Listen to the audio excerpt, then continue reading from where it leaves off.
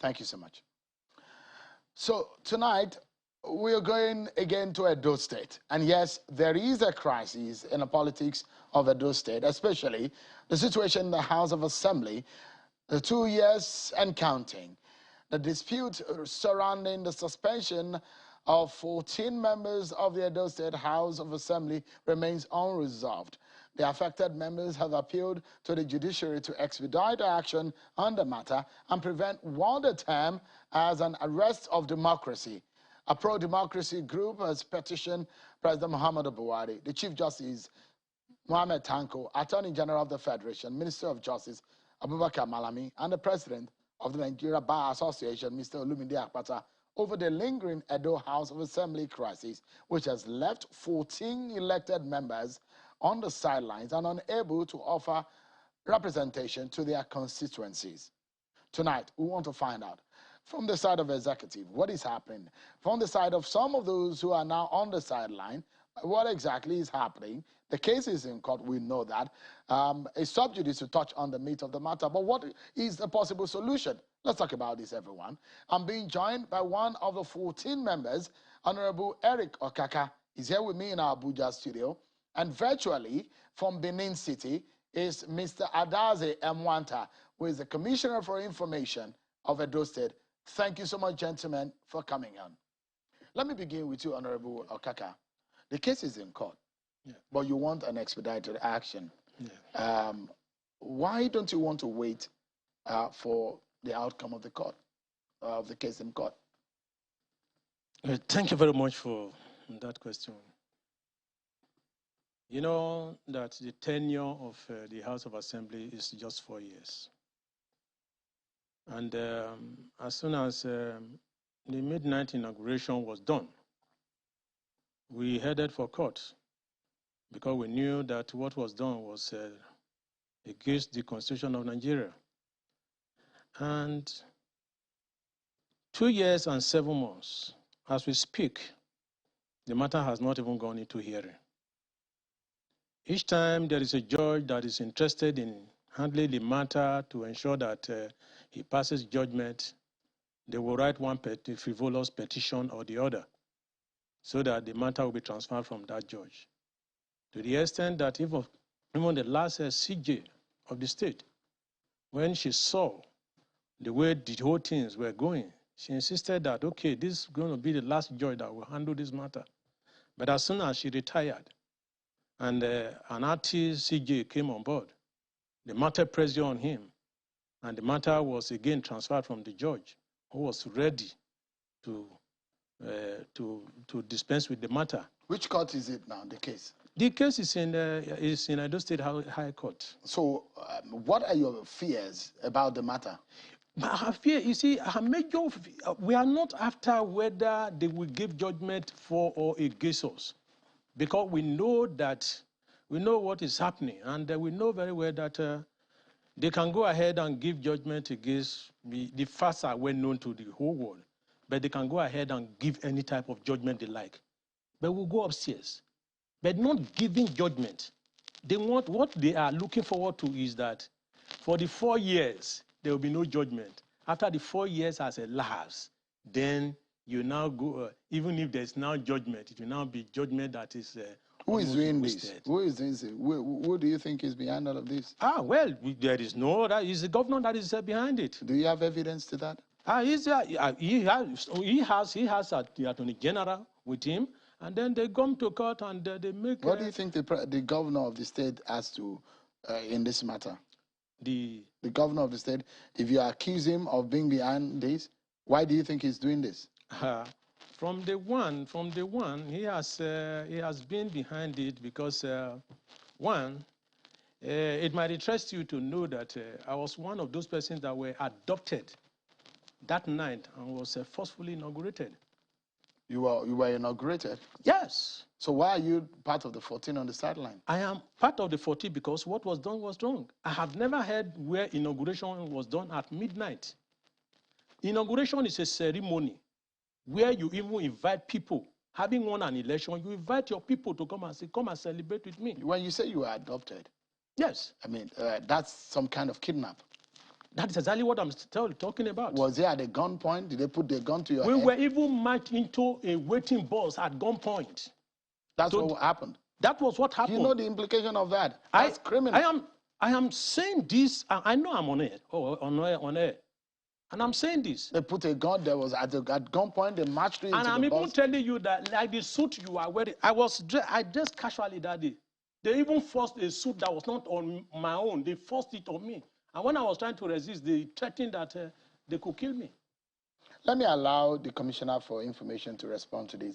Mr. Mwanta, how do you respond to the allegations that the governor, according to Honorable Okaka, is behind all of this, and a part of it is to delay because of justice, and aside that he was abducted. These are some heavy allegations against the government of the day. Yeah, thank you for that question, Sean. You know, they keep giving all kinds of tales. And, you know, it's quite sad that, you know, in a democracy, people who were elected to represent their people, this is the third year. It is because elections are approaching. That's why they just woke up from their slumber. All those things he's saying are very false. He said he was abducted. He was one of those that were inaugurated. Oh, dear. He seems to be having connection issues with Mr. Mwanta. As soon as we're able to reconnect with him, please, I will get back to him. But he said that it's not true that you were abducted. He was not there. I can tell you those who were there. those who abducted you? Can you name? Do you have names of those who did it? And if you were abducted, we have not gone to court. It's a criminal offense. You see, you know, I'm happy that you know that I am a lawyer, and I know how to fight for my rights. But there are some rights that when you start fighting for them, you might end up not getting exactly what you want. Like, for instance, now, people who are sworn to the Constitution to defend the Constitution are now the people that are violating the same Constitution. Imagine now a governor running a state with 10 House of Assembly members, contrary to Section 91 of the Constitution that says a House of Assembly shall not be less than 24 and shall not be more than 40. Mr. Amanta is back, and I want him to get back because of he's connecting with us virtually. Yeah. That's not the connection may not be as reliable. But there's one thing that is very critical. Who are those that abducted you? Can you name names?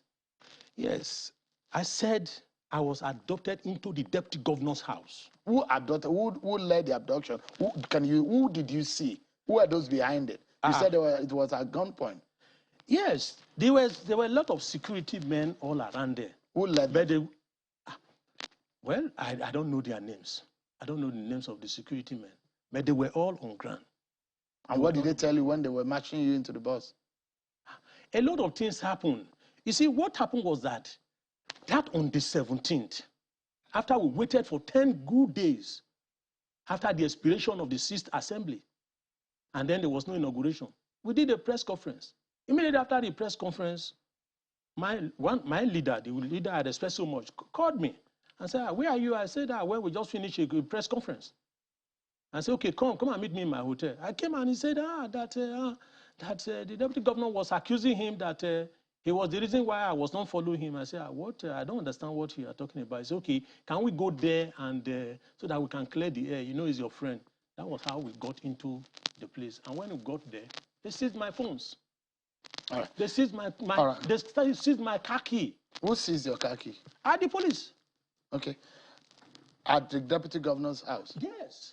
Mr. Mwanta, now you've heard this side. I'd like you to respond to them, to those issues.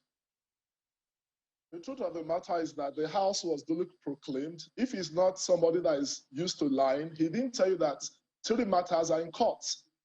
The one is making so much emphasis and heavy weather off is the one in Edo State. How about the judgment that was given by the Federal High Court that declared that the proclamation was properly made by the governor? How about the matter they took to the Federal High Court that comes up this week, Thursday? You know, these people, they are just being chased by their past. They refuse to sit based on the election that brought them in because they felt that they must honor the wishes and aspirations of their godfather. How come they are now coming out to make noise when there's a matter in court concerning their declared seats which are vacant. So for me, I don't think at this point Nigerians will take these people seriously, because the other members who were not there initially presented themselves for inauguration. The Edo State House of Assembly, of course, they talk about the fact that you have 24 members, but when 14 refuse to come, the House must move on. Once the quorum is met, the House can sit. The House has done a whole lot of things. The Chief Judge was cleared by the House. I, as a commissioner, was cleared by the House. So if some persons want to pander towards godfatherism, you allow them. It is because elections are around the corner. That's why they are now going everywhere. They went to Code of Conduct Bureau. A court is sitting over the matter. They are now going before an executive bureau. They are trying to use their so-called federal minds. But because the Edo people have spoken, before the governorship election of September 19, 2020, these same persons were holding House of Assembly sitting in the house of the APC candidates. Are they now saying they are no longer members of that kangaroo House of Assembly? These are palace jesters. Nigerians cannot take these people serious. It's because they are trying to get tickets of the APC. That's why they just came from the blues. Where have they been? For the past 3 years, they have been in Abuja. I mean, that's the height of irresponsibility. That's the height Commissioner, of political truancy. Commissioner, if I may quickly ask you this, just for a moment. There are a few things I'd like you to quickly, because of our time, I'd like you to quickly take on. Now, there's allegation that the government in Edo State is stylishly dragging the matter and using technicalities to delay the course of justice. How do you react to that quickly? I don't think there are technicalities here. A judgment of the Federal High Court, which Edo State government does not control, has said that the House was duly inaugurated. Their seats were declared vacant, and the matter comes up on Thursday. The governor is not a member of the judicial arm. No, he was not talking about the one that has been. He was not talking about the one that has been, the judgment that has been delivered and the case that has been settled. He was talking about the one at the State High Court, isn't it? Yes. The one at the State High Court. The facts are similar. The facts. How do you react to that? And the court has given the judgment. They keep changing the Federal High Court gave a judgment. The matter in Benin is forum shopping. So we are not in a position because we are also parties to that matter. The judiciary is an arm of government, just the way the executive is an arm of government. The governor's job began and ended with the proclamation that was issued. And there's a judgment that says that proclamation was duly issued. They filed a matter in court. So you should be the one explaining what has happened to their matter in court. Not us, because we are parties to that matter. So again, he made mention of how some of them were forcefully inaugurated and they rejected it. He went further to lay some criminal allegations against the deputy governor and the government of Edo State that they were abducted at gunpoint. This, I mean, you are a lawyer and you know the implication of that kind of allegation. Nothing can be further from the truth. If he really was abducted, did he write any petition? The answer is no. How come 2 years after he just woke up from his slumber? All these things are just to get public sympathy. The question is, these people were around during the Edo 2020 governorship election, meeting in the house of their governorship candidates. They didn't bring any petition that he was abducted. I mean, these are just tales by moonlight. We've seen this a lot. He claims to be a pastor, but he's lying. The house of the pastor where they were meeting, I have graphic details of how these people met, having kangaroo sessions, and because elections are around the corner, they are here to deceive Nigerians. The truth is, their seats were declared vacant. The matter comes up on Thursday. So they should wait for the court in Abuja to give a judgment. As simple as that. All right. Let me allow you, Honorable Okaka, to react to some of the things. Yes. Well, I know he claimed to be a lawyer, and he should know better all those things if he's truly a lawyer. And like he said that I claim to be a pastor, that I'm lying. I cannot lie. That very night, I came out on video and I explained exactly what happened. The video is still there till tomorrow. It is not now that we are coming out to say, because election is coming or whatever it is, that is why we are now raising issues.